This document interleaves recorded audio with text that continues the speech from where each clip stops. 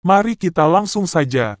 Ternyata Mardian diseret para makhluk siluman untuk dibawa ke persidangan bangsa makhluk siluman penghuni hutan larangan. Hakim di sana pun menuntut Mardian yang telah membunuh harimau jelmaan dari kerabat mereka, padahal dari jauh-jauh hari sudah diperingatkan melalui Ki Jamur Supa yang datang ke rumahnya. Bila Anda ingin tahu alurnya, silahkan putar kembali episode sebelumnya dengan durasi full. Ki Bolong, laksanakan tugasmu. Siap, Yang Mulia.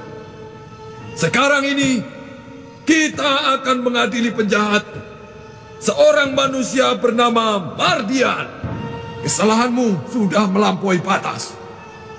Kami utus Ki Jamur Supa ke rumahmu. Tidak kau gubris. Jangan bunuh harimau di hutan larangan. Kami utus si bocah di pinggir hutan larangan. Malah kau tembak. Mardian! Terakhir, kami utus Panglima Kumbang. Ketika memasuki hutan larangan, malah kau tantang berkelahi. Meskipun Mardian telah terbukti salah dan terdesak pertanyaan, namun Mardian pun tetap membela diri dan merasa tidak bersalah. Mereka pun membantah pertanyaan para hakim siluman hutan larangan. Namun terbukti, Mardian telah membunuh 4 ekor harimau hutan larangan. Meskipun begitu, Mardian tetap mengelak, karena yang dibunuhnya berwujud harimau bukan wujud manusia. Namun apapun alasannya, Ketua Hakim Siluman pun memutuskan ditetapkan sebagai hukuman kutuk palakarma. Ia pun mengutuknya menjadi manusia harimau, untuk menggantikan penghuni larangan yang mereka tembak. Kalian membuat aturan sendiri seenaknya. Tidak sah menurut manusia. Sah bagi kami. Aturan manusia tidak sama dengan aturan bangsa siluman. Kalau begini caranya tidak akan beres. Mana mungkin manusia dan siluman bisa akur? Kami bawa kemari, bukan untuk mencari akur antara manusia dengan siluman, tapi mengadili kamu, karena kamu telah melakukan pembunuhan. Pembunuhan? Pembunuhan apa? Kamu lihat, 4 mayat itu. Nah itulah orang yang keras kepala. Mardian yang tidak mau diingatkan oleh siapapun terbukti. Dan apa yang dikatakan Mardian tidak percaya tahayul, kini akhirnya terjebak di dunia siluman, hingga mendapatkan urusan dengan dunia gaib. Kau yang membunuh mereka. Jangan seenaknya menuduh. Aku tidak kenal dengan ke-4 mayat ini. Melihatnya pun baru sekarang. Waktu kau bunuh, mereka sedang menyerupai binatang. Salahnya sendiri. Coba kalau waktu itu berupa manusia, tidak akan aku tembak. Alasan apapun tidak bisa diterima. Korban telah jatuh. Kamu harus dihukum. Sang pemimpin yang mulia, hamba mohon hukum penjahat ini. Hukum! Hukum! Hukum! Hukum! Dengan ini, aku menghukum Mardian yang telah melakukan perbuatan jahat, yaitu pembunuhan. Dengan hukuman kutuk palakarma. Mulai sekarang, kamu menjadi manusia harimau. Harimau siluman. Di sisi lain, semua anak buah Mardian pun setelah lama majikan tidak kunjung kembali ke tendanya, kini semua anak buah pun mulai bergerak mencari sang majikan, yang sebelumnya telah pergi dan tidak mau diikuti, pada saat sedang diseret oleh jin-jin dedemit penghuni hutan larangan tersebut. Ayo kita cari. 1, 2, tinggal di sini. Yang lain ikut saya, ayo. Cepat, cepat.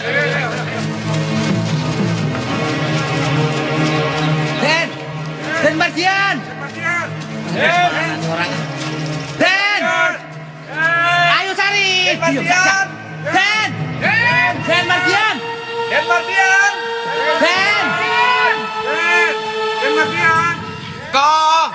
Kakakmu. Kita pulang saja. Lama-lama di sini kita bisa mati. Singkat cerita, kini Mardian pun sudah berada di rumahnya, di mana Mardian yang telah dibawa pulang pun kelihatan seperti orang sakit. Oleh karena itu, ayah Mardian Juragan Darwis pun memanggil Kiai untuk mengobati putranya. Juragan Darwis pun sangat menyayangkan kepada putranya yang tidak mau menuruti perbuatannya, yang sebelumnya ia telah melarangnya untuk berburu di hutan angker tersebut. Badannya panas sekali. Dasar bandel, tidak menurut kata orang tua. Jadinya begini. Insya Allah, tidak apa-apa. Tenang saja. Di tengah-tengah proses pengobatan tersebut, tiba-tiba Mardian mendadak kerasukan demit merkayangan, yang mungkin dedemit tersebut berasal dari hutan larangan sewaktu mereka berburu dan membunuh 4 ekor binatang di sana.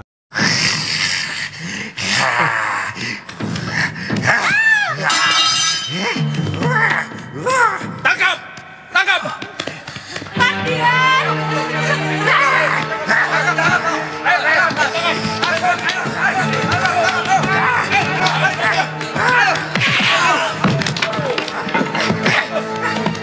Di saat kerasukan demit Merkayangan yang sedang ganas dan mengamuk, tiba-tiba Kiai Jembar Jumantoro pun hadir. Karena meskipun tidak ada yang memberitahu, namun beliau pasti tahu. Karena semua penunggu hutan larangan pun tunduk kepada beliau. Dan pada saat itu juga, demit yang masuk ke tubuh Mardian pun meleleh ketakutan. Sang Kiai pun minta air putih kepada orang yang berada di sana, untuk mengusir makhluk halus yang berada di tubuhnya. Juragan Darwis pun menjelaskan asal-usul terjadinya Mardian seperti ini kepada Kiai Jembar Jumantoro. Tolong ambilkan saya air putih. Cepat ambil ke dalam.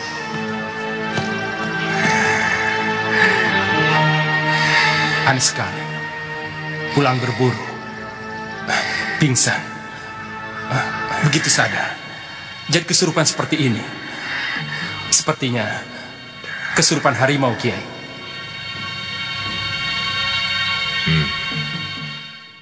Selanjutnya, sang Kiai pun komat kamit membaca mantra pengusir setan, dengan doa coh pelico pelingdayo padam locoh, coh waris, dan seterusnya. Lalu kemudian, setelah air dalam kendi sudah dimantra dengan jopa japu tersebut, lalu air putih pun diberikan kepada Mardian yang kerasukan demit Merkayangan itu.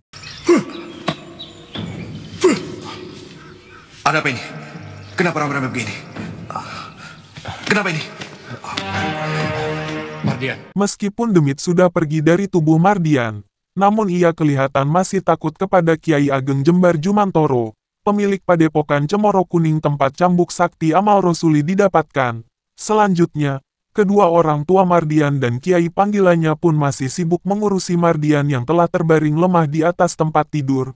Mereka semua pun tidak menyadari, kalau Kiai yang menolong mereka telah pergi meninggalkan tempat tersebut. Kiai yang hebat itu tadi mana? Loh, bukankah tadi dengan Pak Kiai jalan bersama-sama ke sini? Tidak. Malah saya lihat tadi dengan juragan. Tidak. Malah saya belum berterima kasih kepadanya. Ya, mungkin masih di luar ya. Bu, dipersilahkan masuk, kita jamu makan. Mari kita cari. Juragan Darwis bersama Kiai panggilannya pun menuju keluar untuk mencari Kiai Ageng Jembar Jumantoro.